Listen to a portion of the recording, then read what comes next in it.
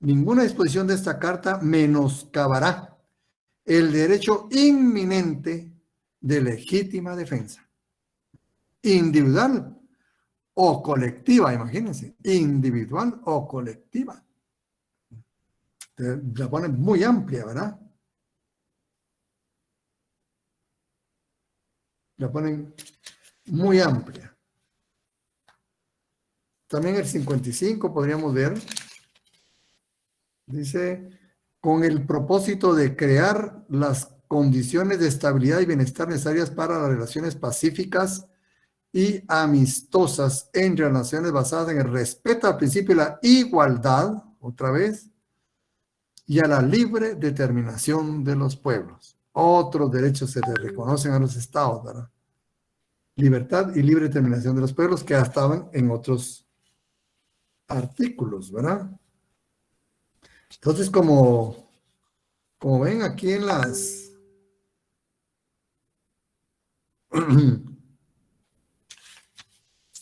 están, pues, en la carta están los derechos de los estados, ¿verdad?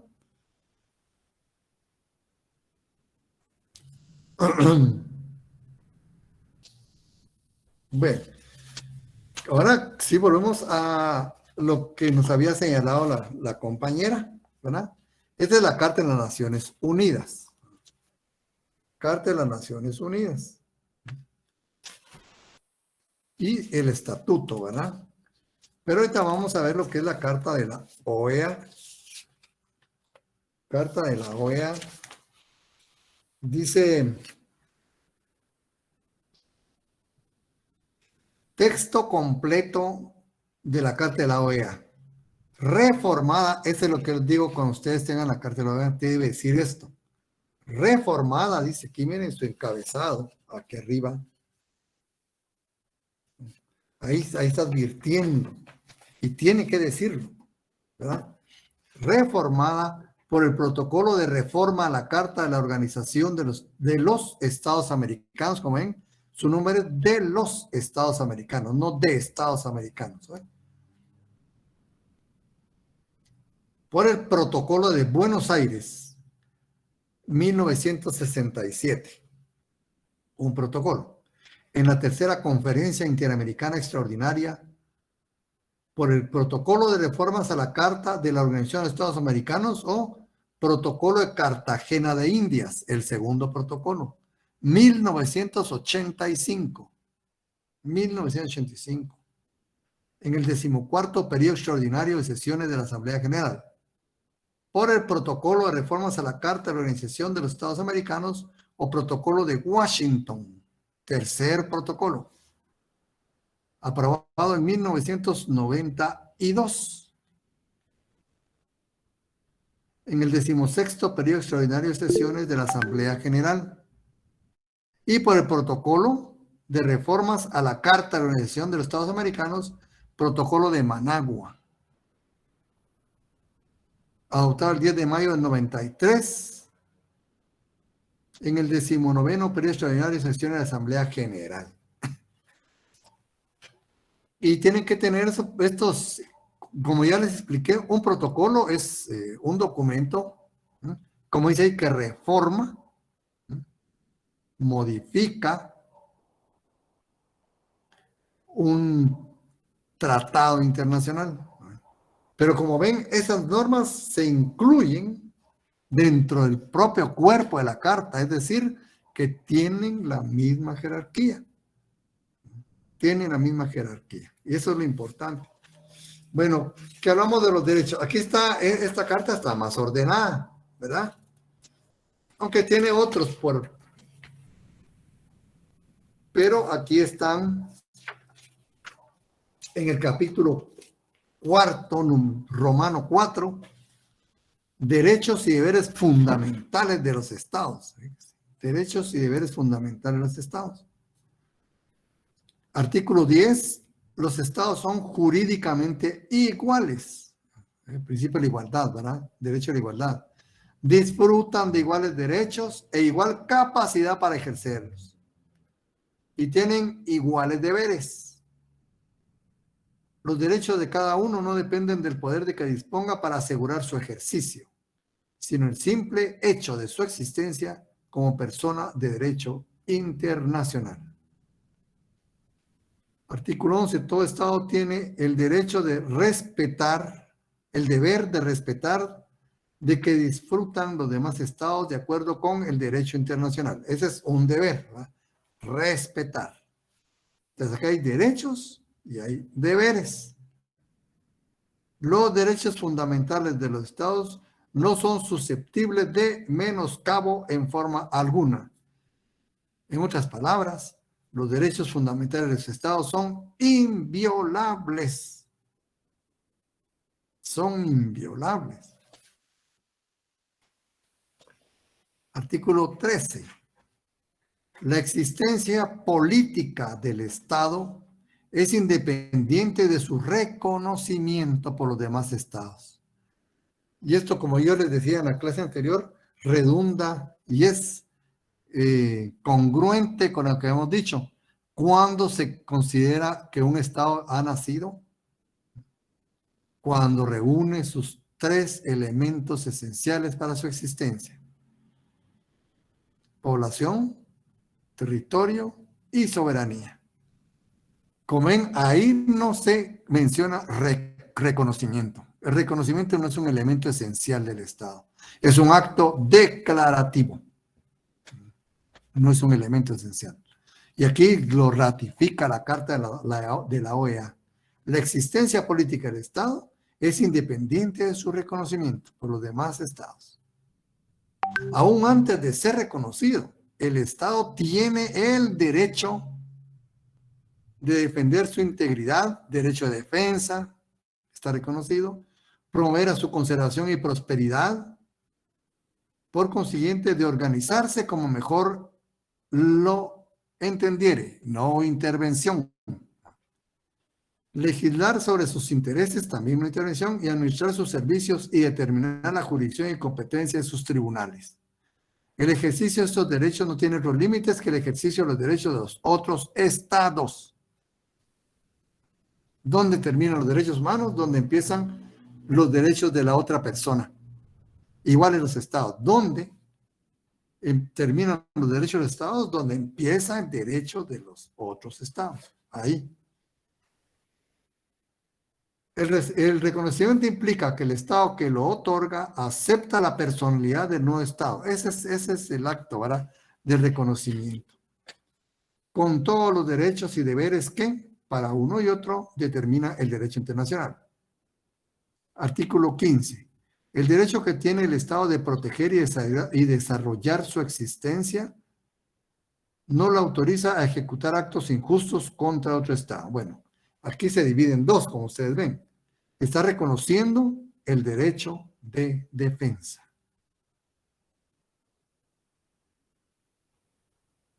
Pero este derecho de defensa no le da el derecho de agresión.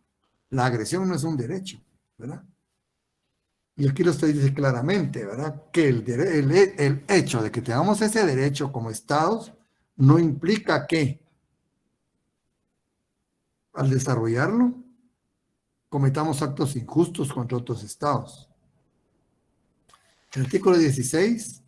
La jurisdicción de los estados en los límites del territorio nacional se ejerce igualmente sobre todos los habitantes, sean nacionales o extranjeros. Es derecho de jurisdicción. Artículo 17. Cada estado tiene el derecho de desenvolver libre y espontáneamente su vida cultural, política y económica. En este libre desenvolvimiento, el Estado respetará los derechos de la persona humana y los principios de la moral universal.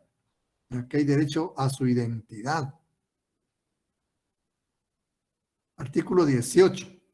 El respeto a la fiel observancia de los tratados constituye normas para el desarrollo de relaciones pacíficas entre los estados. Los tratados de acuerdos internacionales deben ser públicos.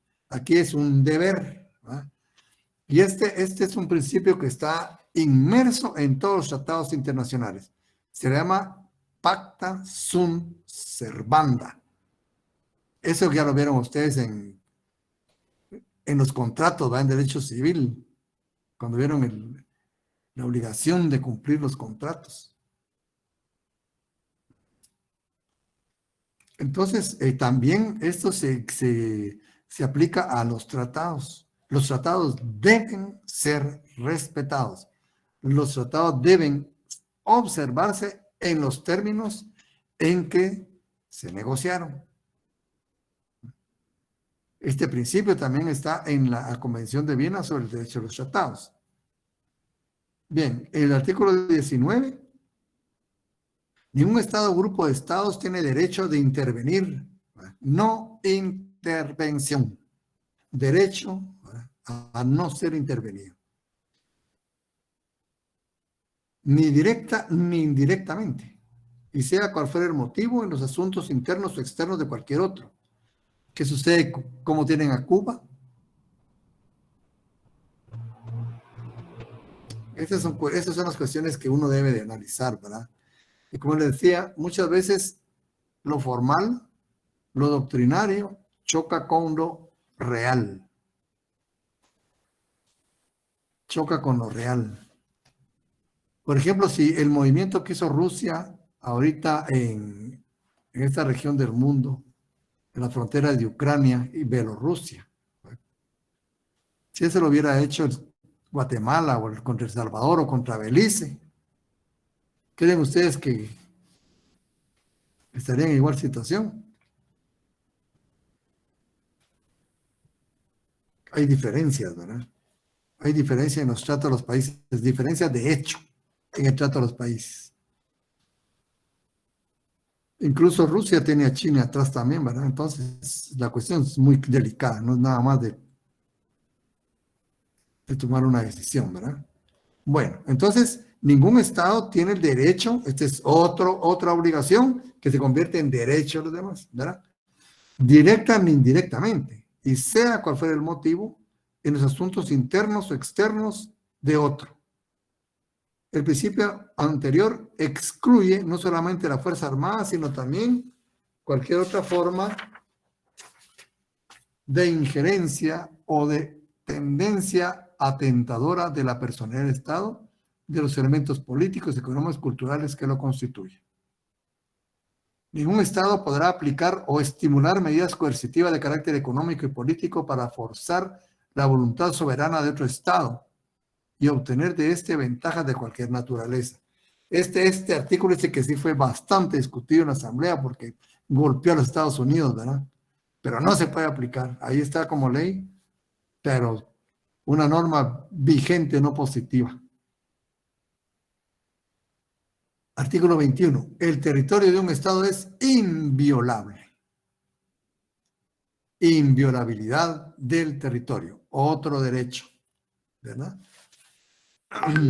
Artículo 22. Los Estados americanos se obligan, un deber, una obligación, en sus relaciones internacionales a no recurrir al uso de la fuerza.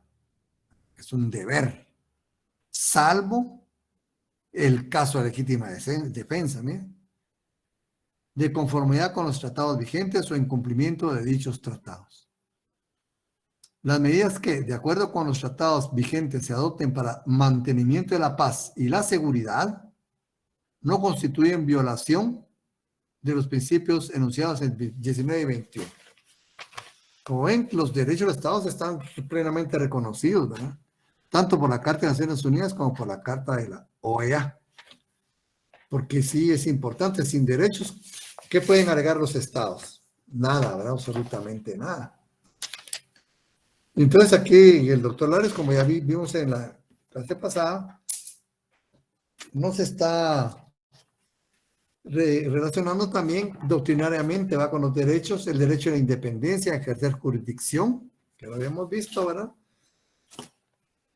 La jurisdicción muy importante, porque es la manifestación de la soberanía del Estado. El derecho a la conservación y a la defensa, también está consagrado en estos tratados. Derecho a la igualdad, también vimos. Derecho al respeto mutuo, que tiene que ver con la dignidad de los estados, ¿verdad? Derecho a la comunicación, eso sí no, por ahí estarán, ¿verdad? Pero el derecho a la comunicación por ahora es importantísimo. en tiempo real. Ahora los acontecimientos, hasta nosotros los vemos como estaban tan informados las estaciones de radio antes, ¿verdad? Y la comunicación es vital para la existencia de los estados. El desarrollo y preservar su propia identidad. Como ven, concuerda mucho con lo que habíamos visto en los diferentes cuerpos legales. Bien, entonces ya viene el tema de la intervención. El tema de la intervención. Dice aquí el doctor Larios, la Convención sobre el Derecho de Deberes de los Estados, firmada en Montevideo el 33, dispone lo siguiente. Y se va él también, ¿verdad? La Carta de la Organización de Naciones Unidas también dice. También dispone respecto a este tema. Fomentar el artículo 1, numerales 1 y 2, artículo 2, el artículo 4, el 7, muchos de esos los dijimos ahí, ¿verdad? Y también la Carta de la Organización de las Naciones de los Estados Americanos. Bien, en la Carta de la ONU respecto a la intervención dice, fomentar entre las naciones relaciones de amistad basadas en el principio de la igualdad de derechos, a la libre determinación de los pueblos. Ahí está claro, ¿verdad? No intervención. El artículo 2 dice, para la realización de los propósitos consignados en el artículo 1, la organización y sus miembros procederán con los siguientes principios. Numeral 4 del artículo 2, los miembros de la organización en sus relaciones internacionales se abstendrán de recurrir a la amenaza o al uso de la fuerza, no intervención. Numeral 7, ninguna disposición de esta carta autorizará a las Naciones Unidas a intervenir, lo que hemos leído anteriormente. Ahora, la carta de la OEA, el artículo 11, ya pasamos de los derechos, ¿verdad? Y siempre estamos inmersos en parte de los derechos también, ¿verdad?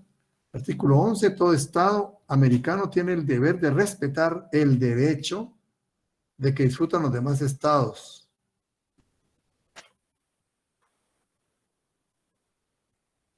El artículo 19, aquí todavía, ningún estado o grupo de estados tiene el derecho a intervenir, directa o indirectamente, ¿ven? No intervención. Vamos a ver el artículo 20 que nos dice. Ningún Estado podrá aplicar o estimular medidas coercitivas de carácter económico y político para forzar la voluntad soberana. Intervención. Y el 21, el territorio de un Estado es inviolable. Como ven, esos derechos también se enmarcan dentro del principio de la no intervención. Ese es un tema bastante grande, ¿verdad? Entonces dice, en el punto anterior, dice el doctor Larios, tratamos los derechos de los estados. Lógico sería tratar específicamente los deberes de los estados. Podemos resumirlo en dos palabras, dice. No intervención. Ese es lo principal, ¿verdad? Como deber de los estados, la no intervención. Podemos indicar diciendo que de los deberes de los estados se resumen en respetar el derecho de los otros estados. ¿Verdad? Cualquier acto que contravenga esto, que lo mancille, que lo viole, ¿no?, es prohibido y acarrea responsabilidad. Entonces, dicen, ¿cómo podemos describir la intervención? Dice. Y aquí hay una definición bastante amplia, que más que todo descriptiva, se entiende como la injerencia. Ahora, ¿qué es injerencia? Busquen esas palabras ustedes en el diccionario. Injerencia de un estado o grupo de estados. Fíjense, no solo puede ser un estado, puede ser un estado o grupo de estados.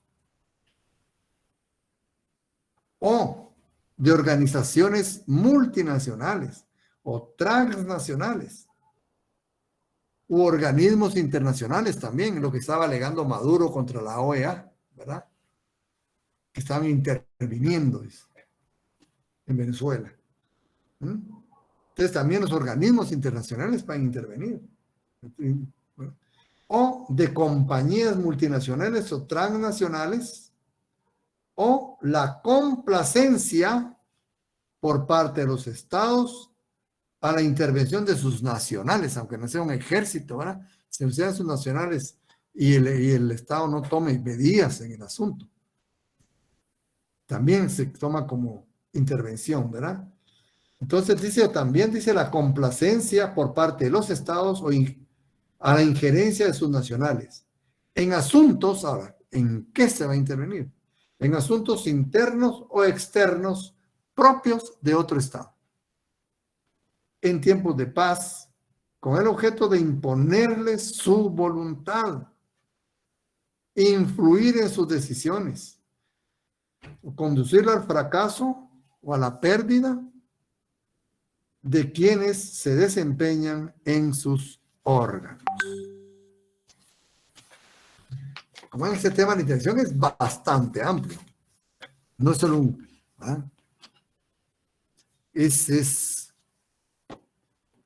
es muy delicado. Como les digo, en el aspecto diplomático es importante la conducta porque caen en la intervención y hay problemas. Bueno, antes era una manifestación de fuerza nada más, ¿verdad? Y no había problema. Pero hoy esa actitud que puede tener un país poderoso, principalmente contra uno más débil, sí provoca inestabilidad en el ámbito internacional. Hoy en día, dice, sin que ello signifique que la intervención militar haya desaparecido, puede haber intervención militar, de hecho ha habido, ¿verdad? Ha habido intervención militar. Pero dice también, la intervención adopta formas sofisticadas, no simplemente puede ser un acto de fuerza, ¿verdad? Así militar, sino puede ser otro tipo, ¿verdad?, de actitud de un Estado hacia otro que logre, ¿verdad?, en que colocarse en un plano de intervención. Entonces dice que la intervención, puede hacer declaraciones públicas y oficiales alentando movimientos insurgentes o beligerantes en otro Estado. Cuando los funcionarios, ¿verdad?, dan su punto de vista, alentando que un grupo beligerante, insurgente, como es antes, ¿verdad?, que esté golpeando a un Estado y se le esté apoyando. Esa es una forma de intervención. Hacer declaraciones públicas apoyando políticas de terceros que se sabe, ¿verdad?, políticas de terceros que afecten a otro Estado. Llevar a cabo bloqueos económicos por el hecho de no comulgar con la política o forma de gobierno de otro Estado. Un bloqueo, ¿verdad? Esa es una intervención. Eso debería estar, ya no debería existir. Llevar a cabo bloqueos técnicos, no vender repuestos de maquinaria específica o repuestos para material de guerra, ¿verdad?, porque no les gusta su sistema de gobierno, por decir algo. Es otra forma de intervención.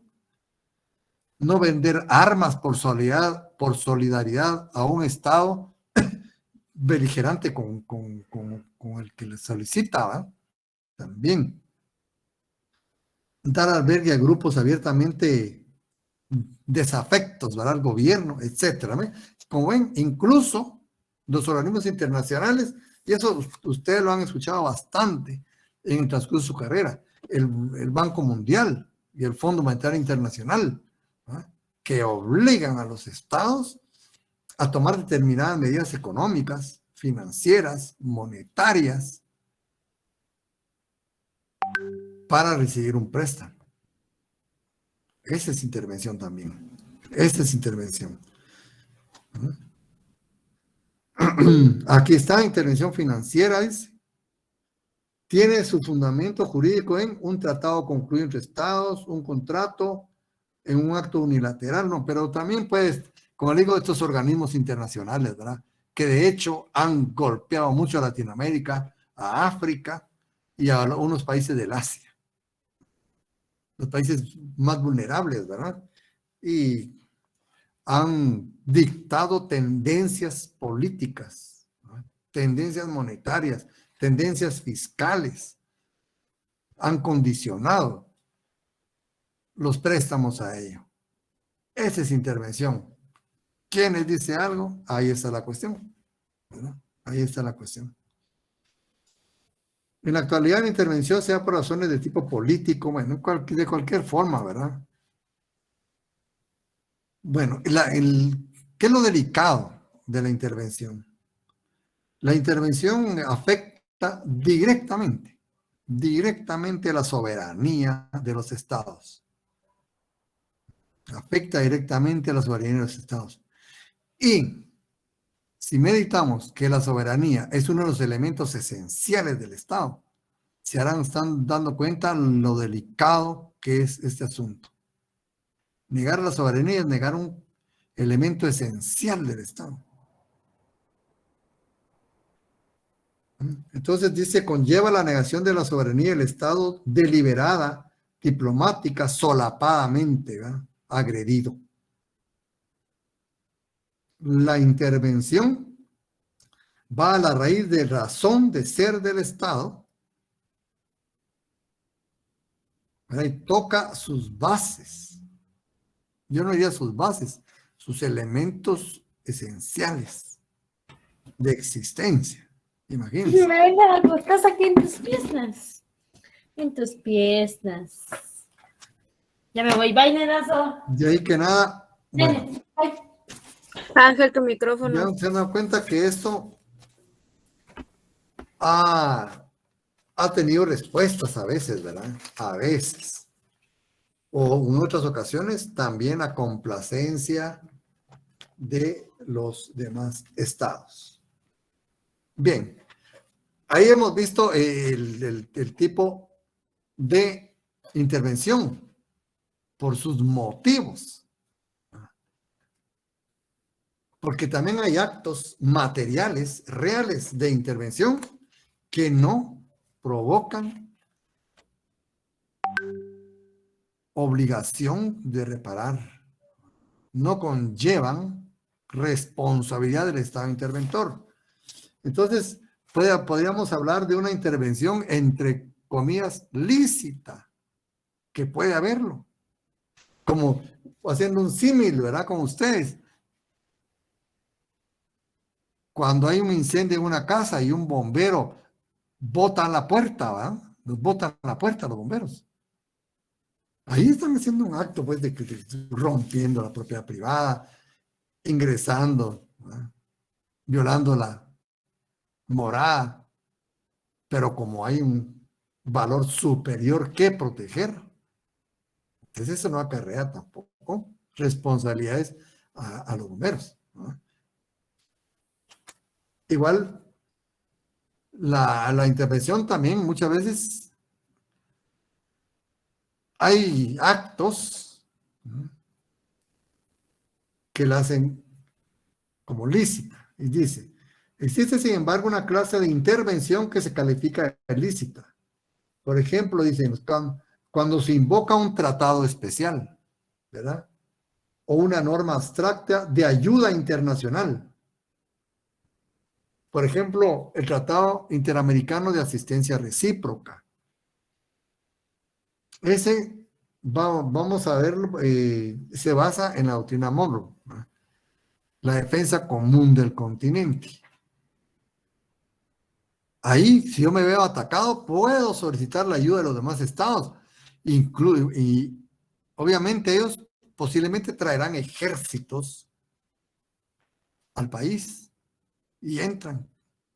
Pero esta intervención yo la estoy solicitando, es una ayuda, ¿verdad? La que hay una colaboración. Sin embargo, hay ejércitos extranjeros en mi territorio. Está permitida. Dice, cuando se produce una petición formal de parte de un gobierno constitucional porque está siendo agredido desde fuera. Esta fue parte de la historia de la independencia de Cuba, ¿verdad? Que en un momento determinado es un símil, no es exactamente esa figura, pero es un símil, ¿verdad? En un momento determinado, las fuerzas quedaron tan niveladas que no avanzaban ni retrocedían. Miren qué desgaste más horrible. Entonces ahí los revolucionarios, los independentistas cubanos, le piden ayuda a los Estados Unidos. Estados Unidos llega. ¿Podría ser intervención esa? Ahí no es porque lo solicita. Vamos a un espacio, bueno, más pequeño. ¿Se acuerdan? En años atrás, en una reunión que hubo en la embajada de Japón en Perú, unos guerrilleros toman por asalto la embajada y secuestran a muchos diplomáticos. Entre ellos está el diplomático guatemalteco. Y cuando estaba, acuérdense ustedes que por ficción, ¿verdad? La embajada se tiene como territorio del Estado que representa. Entonces, ese prácticamente era un territorio de Japón y estaba bajo la soberanía japonesa, el local de la embajada de Japón. ¿Pero qué hicieron? Japón dice a las autoridades peruanas, miren, autorizamos, tomen ustedes el control de ello y adopten las medidas que consideren necesarias. Están autorizados por nosotros para intervenir. Y como ven, el ejército peruano ingresó a la embajada. Es una violación al territorio, pero como estaba solicitado, no provocó ningún daño, ninguna responsabilidad para el Perú, ¿verdad? Entonces, cuando se produce una petición formal, ahí, cuando el Estado interventor puede invocar un interés legítimo. ¿Ves? Si hay un interés legítimo, yo tengo, ¿cuál es el derecho de defensa? ¿Verdad? Pero tiene que estar justificado, ¿verdad? Por ejemplo, la protección de sus nacionales o de sus bienes. O de sus bienes. Pero en tal caso debe existir proporción. Y cuando el Estado interventor actúa en beneficio del interés general de la comunidad internacional. Acuérdense ustedes en las batallas de las guerras del desierto, ¿verdad? Cuando Estados Unidos interviene en Irak por parte de Kuwait, cuando intervino Kuwait, Estados Unidos invocó un principio. Dijo la democracia occidental. Todas las democracias occidentales, ¿verdad?, están identificadas con intervención. Eso fue lo que esgrimió los Estados Unidos. Y también, pues, la intervención que debía evitarse a toda costa. Entonces, también dice cuando se invoca, ¿verdad?, un interés general de la comunidad internacional. Entonces, ven, la intervención también tiene su parte que sí puede hacerse en beneficio de la humanidad. Y aquí, en todos los casos, se invoca un derecho. En estos casos de... Yo, disculpe, Sí, buenas noches. sí, Una consulta. La intervención que hubo aquí de España, ¿eso se puede tomar como intervención o no? Disculpe, sí, licencia. sí, sí, y fue violatorio. Sí. Fíjese, en el mundo hay como 4 cuestiones parecidas y eso lo vamos a analizar cuando estemos en la responsabilidad internacional, ¿verdad? El primer caso, pues, que les mencioné, ¿verdad? En la embajada de Japón en Perú, ¿verdad? E interviene un grupo guerrillero, toma rehenes Y Japón como país, ¿verdad? Titular de esa embajada,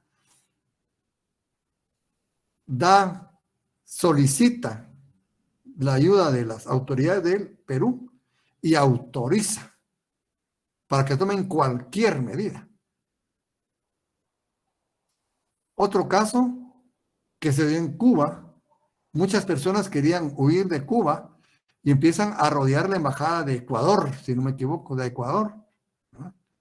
Y el gobierno cubano pone una valla de protección para que nadie entre.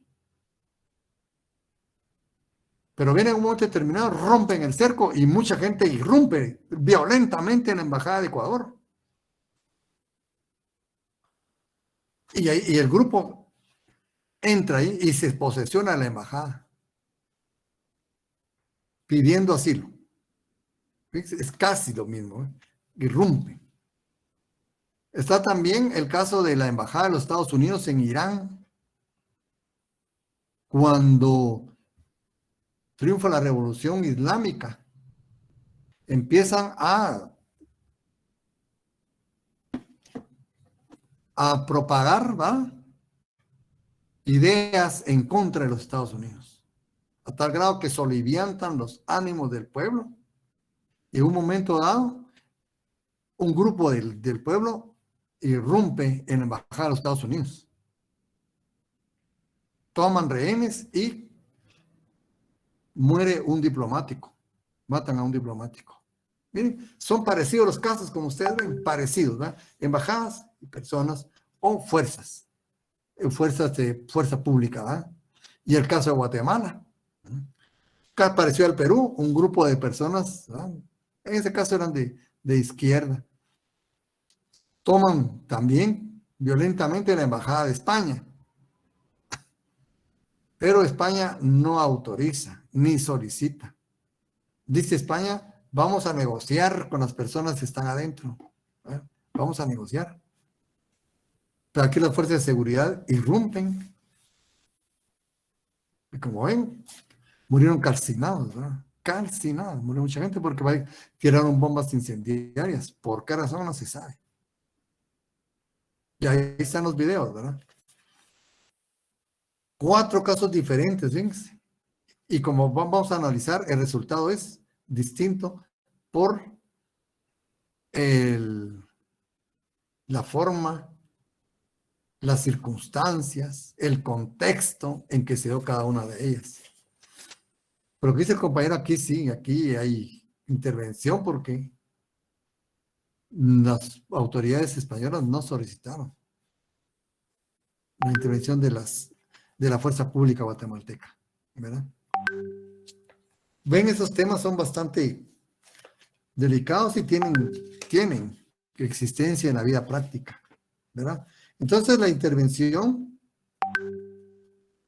en la intervención lícita, pongamos entre comillas, ¿verdad? Hay un derecho invocado, algún título jurídico, ¿verdad?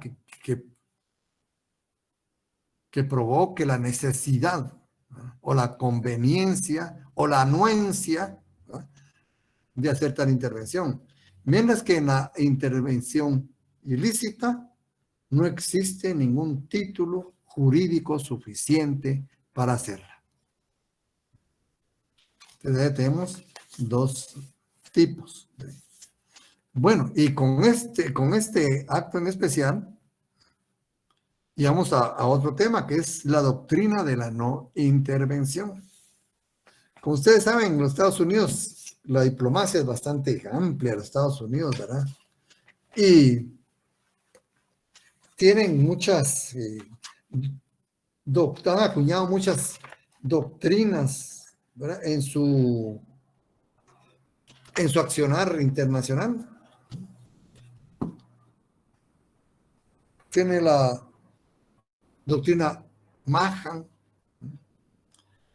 que habla sobre el poder marítimo, un almirante estadounidense, el que domine las rutas marítimas domina el mundo. ¿Sí? Ahí viene esa cuestión de la inversión en producción, ¿verdad? Mercante y también militar, ¿verdad? De la Marina mercante y militar. La doctrina Monroe, que es la doctrina de la no intervención. ¿Verdad? Los 14 puntos de Wilson, que sirven de base para las Naciones Unidas. Y la doctrina del destino manifiesto, esa casi no se conoce, es importantísima. La doctrina del destino manifiesto es la base del comportamiento internacional de los Estados Unidos. El destino manifiesto, y casi todos los presidentes de los Estados Unidos, directa o indirectamente, hablan del destino manifiesto en las cuestiones de derecho internacional de los Estados Unidos. Y entonces acá, pues, Monroe, pues que es un presidente, ¿verdad?, de los Estados Unidos, y se ha dedicado mucha tinta. Yo, por ejemplo, aquí tengo documentos de los Estados Unidos. Tiene un análisis enorme sobre qué es la doctrina Monroe, ¿verdad? Y también la historia de la doctrina Monroe. ¿Cómo se desarrolló esa doctrina? ¿En qué momentos históricos tuvieron su proclamación? Entonces, solo para que tengan una idea, porque el mundo estaba, yo les digo una cosa, el mundo estaba en crisis en ese tiempo. Cuando James Monroe, en 1823, da su informe al Congreso. Incluso, fíjense, hay discusión sobre la naturaleza jurídica de la doctrina Monroe. Es tan complicada pero es un discurso muy importante, ¿verdad? Dice, el éxito del movimiento independentista de los países de América Latina. Este libro es una recopilación que hicieron en los archivos de los Estados Unidos, ¿no? Y recopilaron los documentos más importantes, ¿no?, según los investigadores, en este libro, ¿no? Y ahí están incluso muchos de estos documentos que hay aquí, tienen ahí su identificación en cuanto a qué archivo están, qué expediente es, qué legajo. Es una investigación muy bonita, muy interesante. Pero te dan una introducción, ¿verdad?, lo que es la doctrina Monroe. Dice, el éxito del movimiento de independencia de los países de América Latina, o sea, esto provocó, fíjense, no es nada más el momento aquí, sino que provocó una reacción en Europa. Y yo pues les hablaba de la Carta de Jamaica, 1815, ya Bolívar lo había visto, ¿verdad? Determinó que las nuevas repúblicas fuesen reconocidas por los Estados Unidos. Ya Estados Unidos se había independizado y empezó a apoyar, ¿verdad? A apoyar. Incluso dicen que Bolívar admiraba mucho a Washington.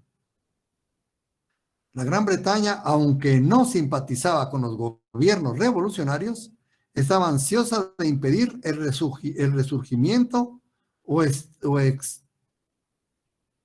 extensión de las potencias europeas, como España y Francia. Acuérdense que eran enemigos directos, ¿no? Eran enemigos directos. Entonces ya Inglaterra, por como quería expandir su poderío, ya no le convenía que otras potencias europeas le discutieran aquí. Más que todo, su hegemonía comercial. Entonces dice, ya no le interesaba, ¿no?, que retomaran el control esas potencias europeas como España y Francia en el Nuevo Mundo. En el Congreso de Verona, en noviembre de 1822, la Santa Alianza, aquí le llaman Sacra o Santa Alianza. ¿Quiénes están en la Santa Alianza? Francia, Austria, Rusia y Prusia. En ese tiempo eran potencias, ¿verdad? Francia, Austria, yo creo que incluso era el Imperio Austrohúngaro en ese tiempo, el Imperio Austrohúngaro, Rusia y Prusia. convinieron en adoptar medidas para restablecer la autoridad del rey Fernando VII de España. ¿Qué significaba? Retomar las colonias, incluidas nosotros ahí, ¿verdad? Este es el contexto de esa declaración, por eso es la importancia. Porque querían retomar. Ahí ya existía la Santa Alianza desde 1815. Ya van 7 años. Estas potencias viendo hacia América, tratando de recuperar las tierras, su influencia aquí perdida. Conviene adoptar medidas para restablecer la autoridad del rey Fernando VII de España. Como ven, ya estaban tomando medidas para venir de nuevo. Quien en 1820 había sido obligado a aceptar una monarquía constitucional. Ya le estaba cayendo el rey, ¿verdad?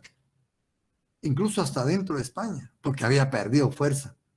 La independencia de los países de América significó mucho dentro de España. Con el temor de que la intervención francesa en nombre de la Santa Alianza pudiera significar la reconquista de la América española. George Canning, secretario de Relaciones Exteriores de Inglaterra, propuso una acción conjunta anglo-estadounidense. Solo los Estados Unidos, obviamente, nosotros ya que éramos pichoncitos, ¿verdad? Solo los Estados Unidos le habló, ¿no? Anglo-estadounidense contra esa intervención. O sea, dice, si interviene la Santa Alianza, nos ponemos de acuerdo y miramos qué hacemos ahí, ¿no? Anglo-estadounidense contra esa intervención, que ya la estaban preparando. Jefferson y Madison, asesores no oficiales del presidente Monroe, se manifestaron en favor de establecer una cooperación íntima con los británicos. Pero el secretario de Estado, John Quincy Adams, consideró que los Estados Unidos debían mantener su independencia. Importantísimo. Este pensamiento fue vital. Tan es así que influyó en el derrotero de la historia hasta nuestros días. Esta cuestión de Quincy Adams. Dijo, no nos aliemos con Inglaterra, ya no. Seamos mejor independientes. Entonces dice, debemos mantener la independencia y su fuerza actuando por sí solos. Y Estados Unidos ya tenía mucho poderío. Sería más sincero y más digno, dijo, reconocer nuestros motivos en forma explícita ante Rusia y Francia que aparecer como una barquilla de Inglaterra. Miren esa gente, ustedes, esos dirigentes que tenían, por eso es tan grande este país, por ese tipo de dirigentes que tenía, ¿verdad? Miren qué visionarios, dijo, no vamos a hacer la estela del barco inglés, no, vamos a ir a hablar con los otros, que se calmen, ¿verdad? Y cuáles son nuestros intereses en el nuevo mundo. Eso vamos a aclararlo desde ya. Entonces, los puntos de vista de Adams fueron adoptados en su esencia por Monroe y su gabinete. Solo que Monroe decidió hacer el anuncio no por los canales diplomáticos, es que eso es lo importante, porque él no le dio una carta a nadie. Él simplemente le tocaba dirigir su informe al Congreso de los Estados Unidos, el informe presidencial. Y en ese informe manifestó esta doctrina, que se la dictó John Quincy Adams. Y este informe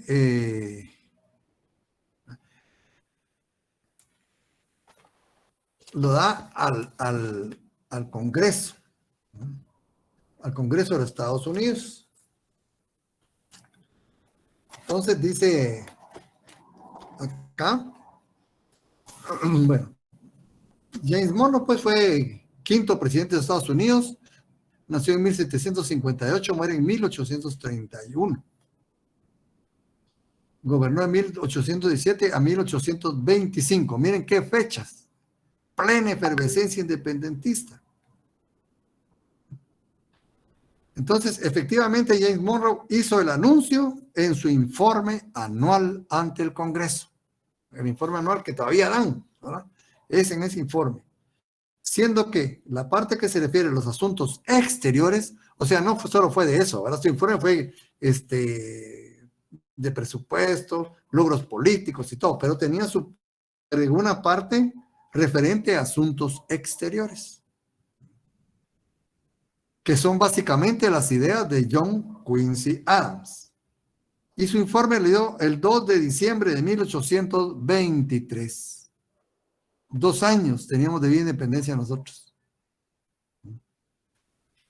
Que al presentar su informe al Congreso de los Estados Unidos, varios pasajes del mismo van a constituir lo que se conoce hoy como la doctrina Monroe. Él no hizo una doctrina, él hizo una declaración de principios, ¿verdad? De comportamiento de los Estados Unidos, de principios filosóficos, políticos, para la vida internacional. Ahora se le conoce como doctrina Monroe, ¿verdad? Pero en aquel tiempo fue su informe al Congreso.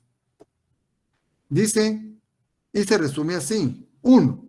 Los continentes americanos, por las condiciones de libertad e independencia que han adoptado y sostenido, no deben ser considerados como entidades sometidas a una futura colonización, porque ya sabía lo que se preparaba la Santa Alianza, ya sabía Monroe, ya se lo había dicho Inglaterra. Entonces dijo, no, ¿verdad? No deben estar sometidas a una futura colonización por parte de cualquier potencia europea. De una vez, ni una. Ni ustedes ingleses van a pensar que van a ir aquí a conquistar. Ni ustedes. ¿No? De una vez fue tajante.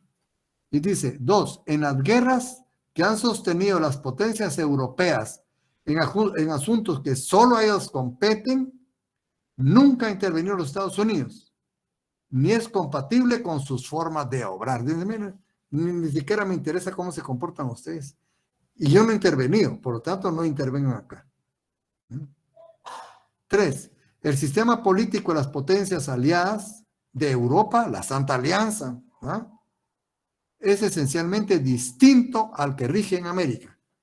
Porque fíjense que la independencia de los Estados Unidos fue una respuesta a los regímenes rígidos, autoritarios, monárquicos que existían en Europa. Ellos dijeron, no, aquí va a haber democracia, aquí va a haber elección de personas que nacen del pueblo. Entonces dice, esas situaciones políticas, y peor esa Santa Alianza, que eran solo monarquías, digo, eso no es compatible con América. De una vez, estaba vedadamente diciéndole a la Santa Alianza, no se acerque.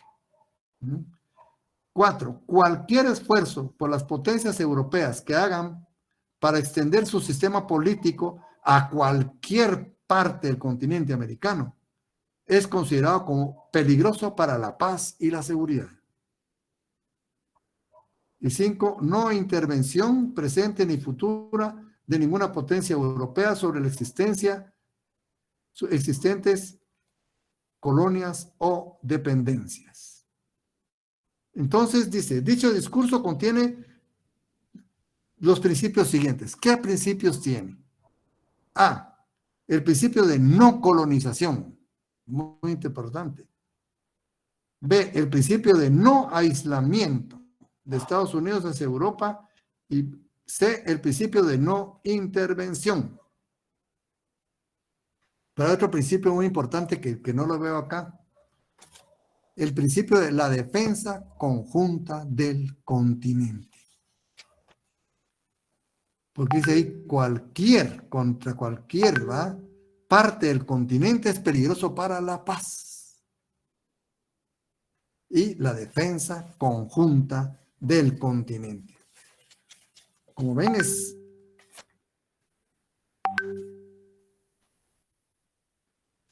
muy amplia, ¿verdad? Esta manifestación que hizo el presidente de los Estados Unidos, pero es que tenían gente muy preparada ustedes. Esas personas que hicieron de la independencia de los Estados Unidos, mis respetos. Muy, muy estudiadas, muy preparadas.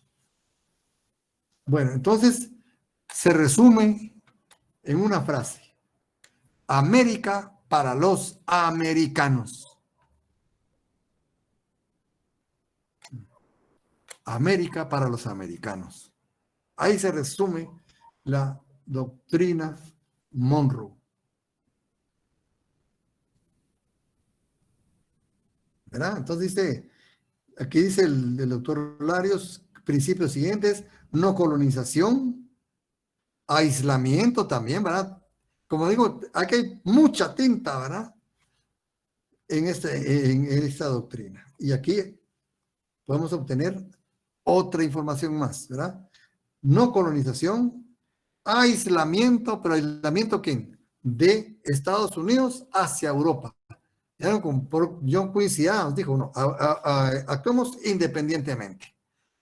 No seamos un barquito de la estela, dice, de los barcos ingleses. Digamos directamente, dice, lo que nosotros queremos en forma honesta, dice, y expresa a las demás potencias, pero que sea Estados Unidos el que diga lo que quiere decir. Pues entonces, Europa que actúe como quiere y nosotros vamos a hacerlo de otra forma. Por eso se llama principio de aislamiento de Estados Unidos hacia Europa. Principio de no intervención. No colonización, aislamiento, no intervención. ¿Verdad? En resumidas cuentas, perdón, defensa conjunta del continente. Si esto se resume en América para los americanos.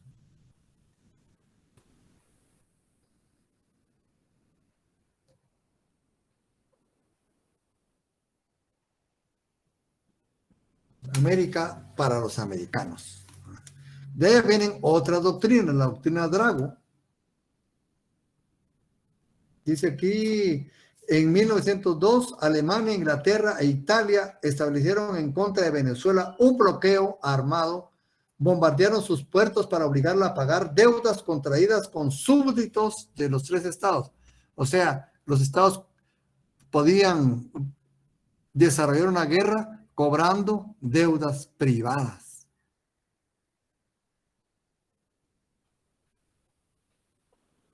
Entonces, dice ahí Luis María Drago, ministro de Relaciones Exteriores de Argentina. Básicamente, dice la doctrina Drago, no es admisible el uso de la fuerza por deudas. Mucho menos privadas, ¿verdad? Las deudas privadas no justifican el uso de la fuerza. Fíjense, los estados se ponían a cobrar deudas privadas. La doctrina Calvo, también otro diplomático argentino,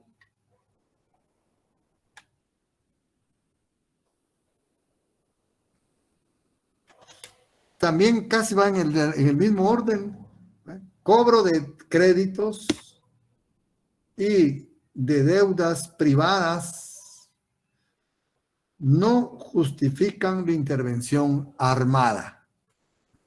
No justifican.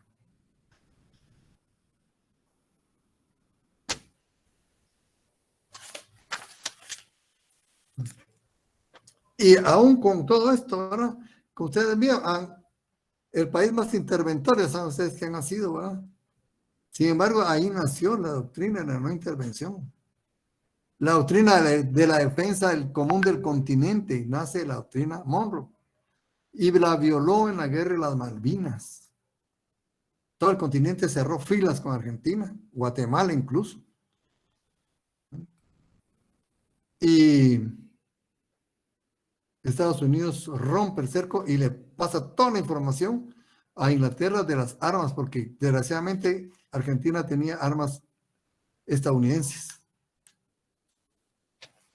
Y le pasan toda la información y puso a disposición de Inglaterra todos los radares y sistemas de control que tenía en el Atlántico Sur. Imagínense. Pero ¿quién le pone la cascabel al gato?